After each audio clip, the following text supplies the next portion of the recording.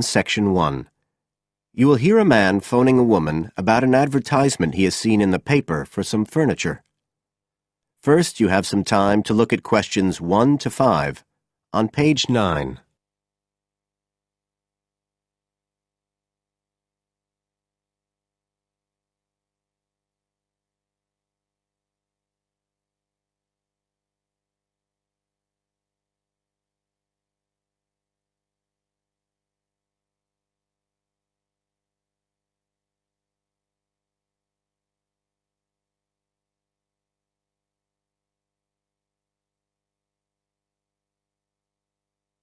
You will see that there is an example which has been done for you.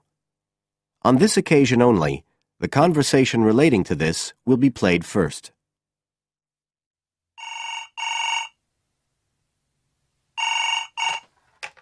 Hello? Oh, hello. I'm ringing about the advertisement in yesterday's newspaper. The one for the bookcases.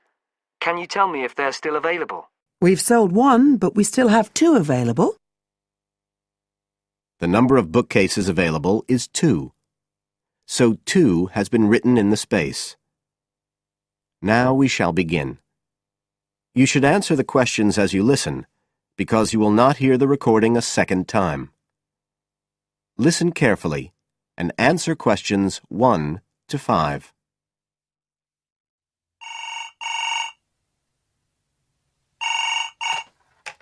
Hello?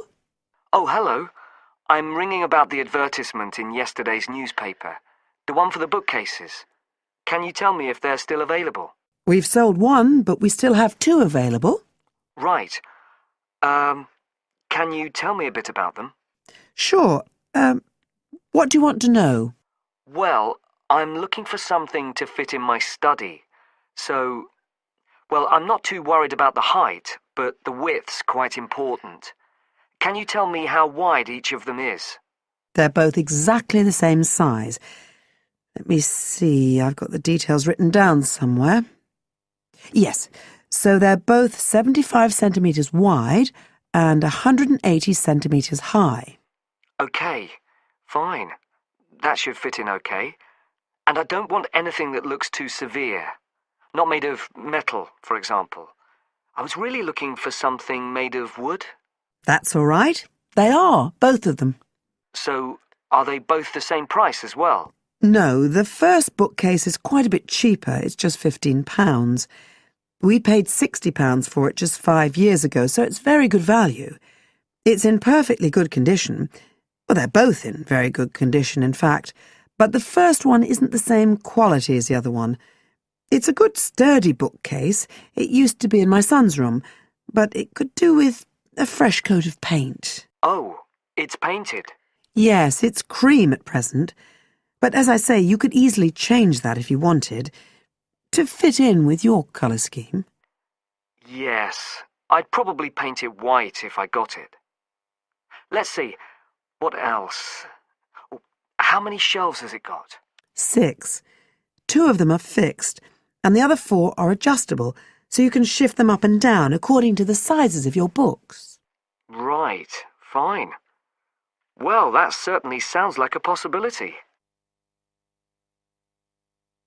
Before you hear the rest of the conversation, you have some time to look at questions 6 to 10 on page 9.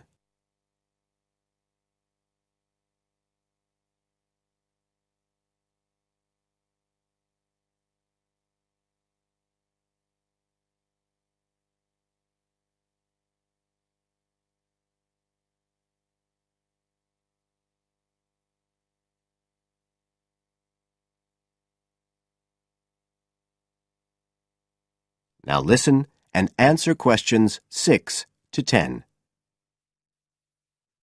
But the second one's a lovely bookcase too. That's not painted, it's just the natural wood colour, dark brown. It was my grandmother's, and I think she bought it sometime in the 1930s, so I'd say it must be getting on for 80 years old, so it's very good quality. They don't make them like that nowadays. And you said it's the same dimensions as the first one? Yes, and it's got the 6 shelves, but it also has a cupboard at the bottom that's really useful for keeping odds and ends in. Right. Oh, and I nearly forgot to say, The other thing about it is it's got glass doors, so the books are all kept out of the dust. So it's really good value for the money. I'm really sorry to be selling it, but we just don't have the room for it. So what are you asking for that one? £95. It's quite a bit more, but it's a lovely piece of furniture. A real heirloom. Yes. All the same, it's a lot more than I wanted to pay. I didn't really want to go above 30 or 40. Anyway, the first one sounds fine for what I need. Just as you like. So, is it all right if I come round and have a look this evening? Then, if it's okay, I can take it away with me. Of course. So you'll be coming by car, will you? I've got a friend with a van, so I'll get him to bring me round. If you can just give me the details of where you live. Sure. I'm Mrs. Blake. Blake? That's right. And the address is 41 Oak Rise. That's in Stanton. Okay, so I'll be coming from the town centre. Can you give me an idea of where you are? Yes. You know the road that goes out towards the university? Yes. Well, you take that road and you go on till you get to a roundabout. Go straight on, then Oak Rise is the first road to the right. Out towards the university, past the roundabout, first left. First right. And we're at the end of the road. Got it. So I'll be round at about 7, if that's all right. Oh, and my name's Connor. Connor Field. Fine. I'll see you then, Connor. Goodbye. Goodbye. That is the end of Section 1. You now have half a minute to check your answers.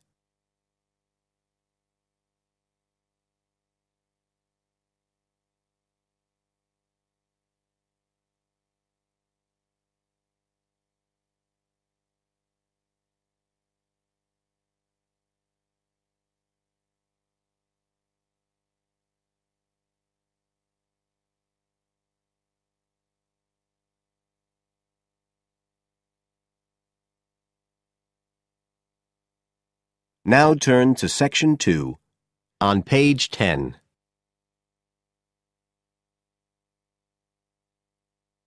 Section 2. You will hear a talk on New Zealand radio about an art sale which is being held to raise money for charity. First, you have some time to look at questions 11 to 13 on page 10.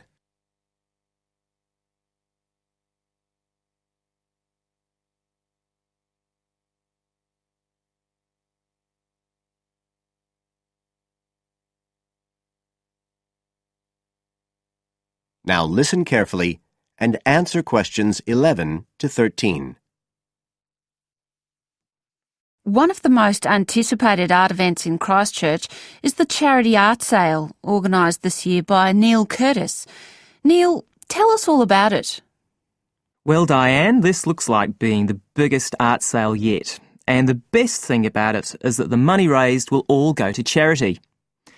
So what you probably want to know first is where it is. Well, the pictures will be on view all this week, most of them at the Star Gallery in the shopping mall. But we have so many pictures this year that we're also showing some in the cafe next door. So do drop in and see them any day between 9 and 5. Now, if you're interested in buying rather than just looking, and we hope a lot of you will be, the actual sale will take place on Thursday evening, with sales starting at 7:30. Refreshments will be available before the sale, starting at 6:30. We've got about 50 works by local artists showing a huge range of styles and media, and in a minute I'll tell you about some of them. You're probably also interested in what's going to happen to your money once you've handed it over. Well, all proceeds will go to support children who are disabled, both here in New Zealand and also in other countries. So you can find an original painting, support local talent, and help these children all at the same time. Before you hear the rest of the talk, you have some time to look at questions 14 to 20 on page 11.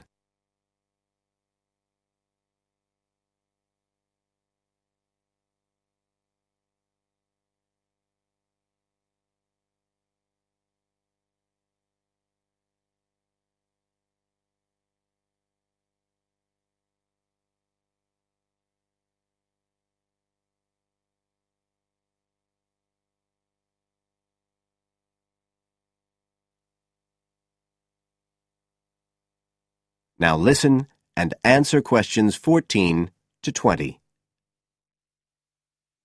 Now, let me tell you a bit about some of the artists who have kindly agreed to donate their pictures to the charity art sale. One of them is Don Studley, who has a special interest in the art sale because his 5-year-old daughter was born with a serious back problem. After an operation earlier this year, she's now doing fine, but Don says he wants to offer something to help other less fortunate children. Don is totally self-taught and says he's passionate about painting. His paintings depict some of our New Zealand birds in their natural habitats. One relative newcomer to New Zealand is James Chang, who came here from Taiwan 9 years ago at the age of 56. Mr. Chang had 13 exhibitions in Taiwan before he came to live here in Christchurch, so he's a well-established artist, and art has been a lifelong passion for him. His paintings are certainly worth looking at. If you like abstract pictures with strong colour schemes, you'll love them. Natalie Stevens was born in New Zealand, but has exhibited in China, Australia and Spain. As well as being an artist, she's a website designer. She believes art should be universal, and her paintings use soft colours and a mixture of media. Most of her pictures are portraits, so watch out, some of them may even be friends of yours. And then we have Christine Shin from Korea. Christine only started to learn English 2 years ago when she arrived in New Zealand, but she's been painting professionally for over 10 years, and she sure knows how to communicate strong messages through the universal language of art. She usually works from photographs and paints delicate watercolours, which combine traditional Asian influences with New Zealand landscapes, giving a very special view of our local scenery. Well, that's all I have time to tell you now, but as well as these 4, there are many other artists whose work will be on sale, so do come along on Thursday. We accept cheques, credit cards or cash. And remember, even if you don't buy a picture, you can always make a donation. That is the end of Section 2. You now have half a minute to check your answers.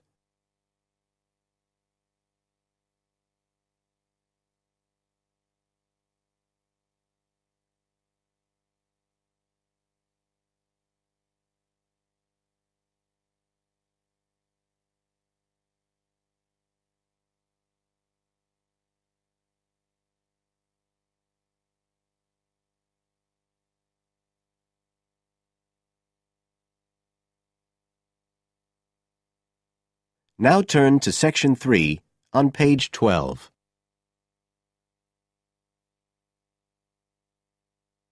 Section 3. You will hear 2 students discussing a project they have to do as part of a literature course on great books. First, you have some time to look at questions 21 to 25 on page 12.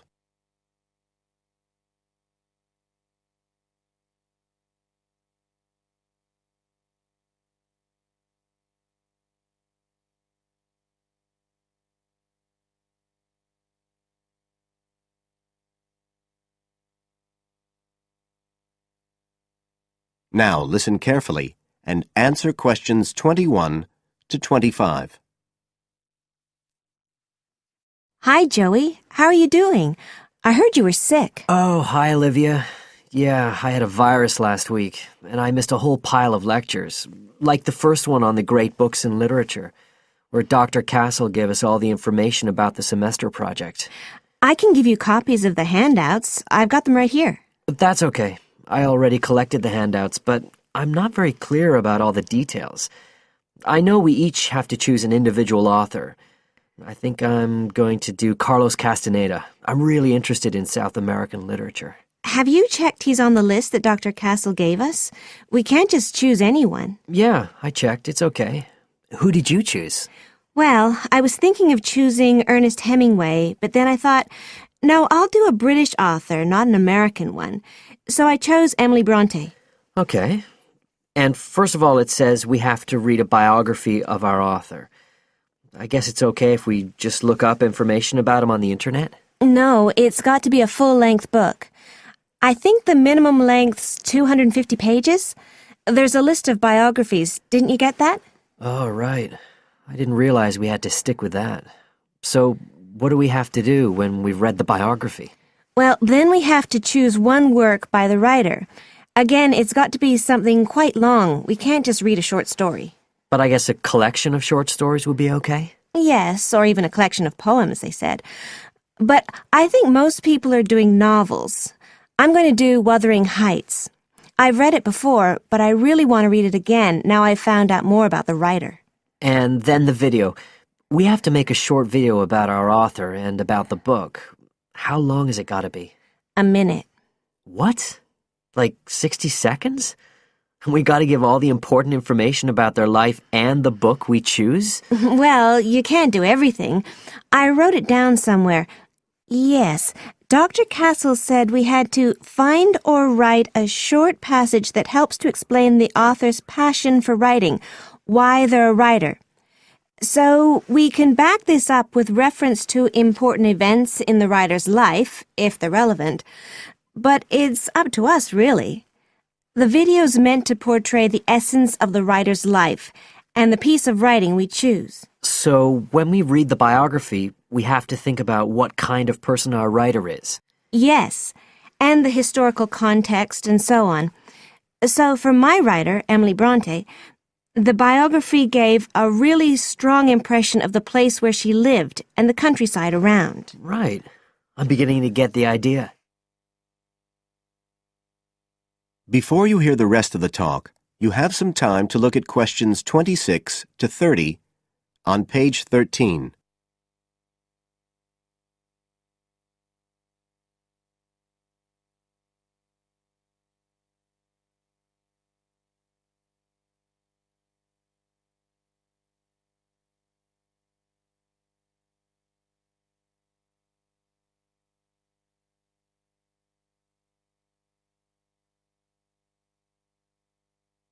Now listen and answer questions 26 to 30. Can I check the other requirements with you? Sure.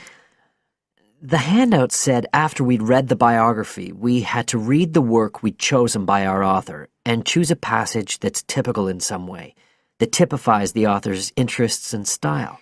Yes, but at the same time, it has to relate to the biographical extract you choose. There's got to be some sort of theme linking them. Okay, I'm with you. And then you have to think about the video. So are we meant to dramatize the scene we choose? I guess we could, but there's not a lot of time for that. I think it's more how we can use things like sound effects to create the atmosphere, the feeling we want. And presumably visuals as well? Yeah, of course. I mean, I suppose that's the whole point of making a video. But whatever we use has to be historically in keeping with the author. We can use things like digital image processing to do it all. So we can use any computer software we want? Sure. And it's important that we use a range, not just one software program. That's actually one of the things we're assessed on. Okay. Oh, and something else that's apparently really important is to keep track of the materials we use and to acknowledge them. Including stuff we download off the internet, presumably? Yeah, so our video has to list all the material used with details of the source in a bibliography at the end. Okay. And you were talking about assessment of the project. Did they give us the criteria? I couldn't find anything on the handout. Sure. He gave us them in the lecture. Let's see, you get 25% just for getting all the components done.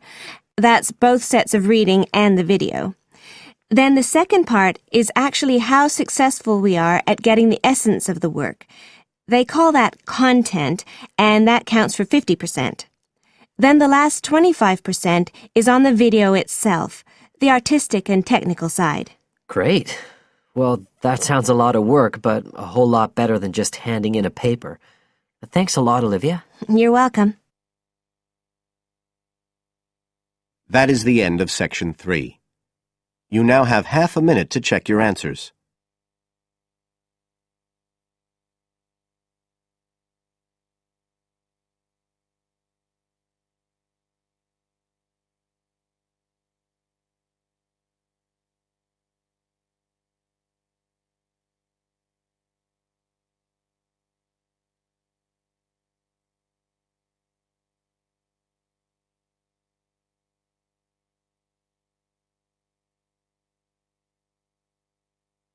Now turn to Section 4 on page 14.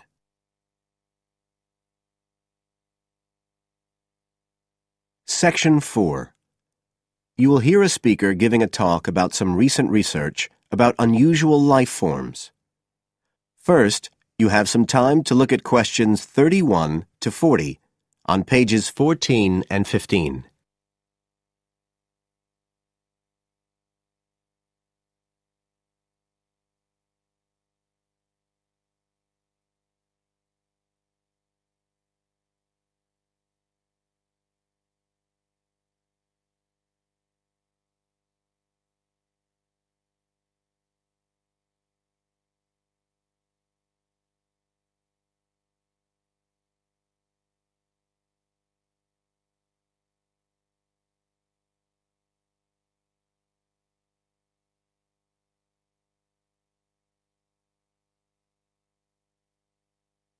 Now listen carefully and answer questions 31 to 40.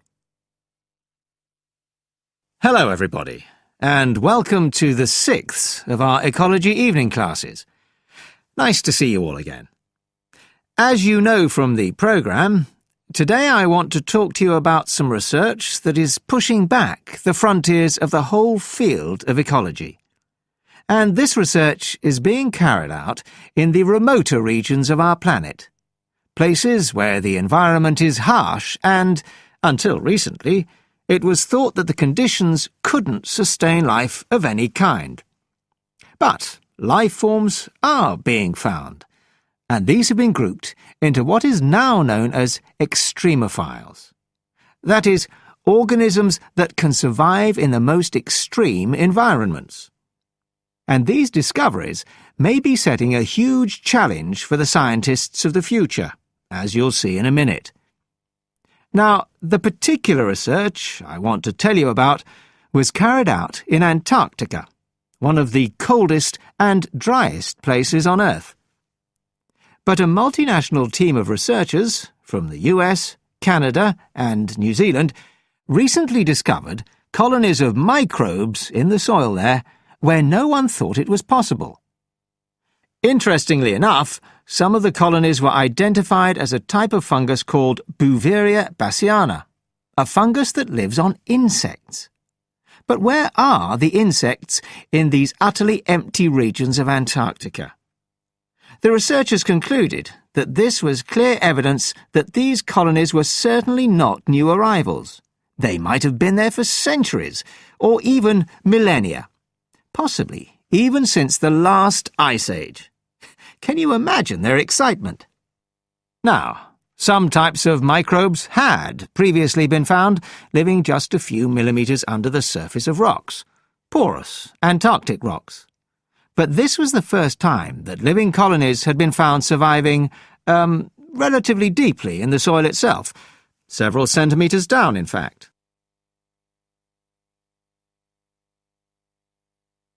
So, the big question is, how can these colonies survive there? Well, we know that the organisms living very near the rock's surface can still be warmed by the sun, so they can survive in their own microclimate. And this keeps them from freezing during the day. But this isn't the case for the colonies that are hidden under the soil. In their research paper, this team suggested that the very high amounts of salt in the soil might be the clue, because this is what is preventing essential water from freezing. The team found that the salt concentration increased the deeper down they went in the soil. But while they had expected the number of organisms to be fewer down there, they actually found the opposite. In soil that had as much as 3,000 parts of salt per million, relatively high numbers of microbes were present, which seems incredible. But the point is that at those levels of salt, the temperature could drop to minus 56 degrees before frost would cause any damage to the organisms. This relationship between microbes and salt, at temperatures way below the normal freezing point of water, is a really significant breakthrough. As you all know, life is dependent on the availability of water in liquid form, and the role of salt at very low temperatures could be the key to survival in these kinds of conditions. Now, the process at work here is called supercooling, and that's usually written as one word, but it isn't really understood as yet, so there's a lot more for researchers to work on. However, the fact that this process occurs naturally in Antarctica may suggest that it might occur in other places with similar conditions, including on our neighbouring planet, Mars.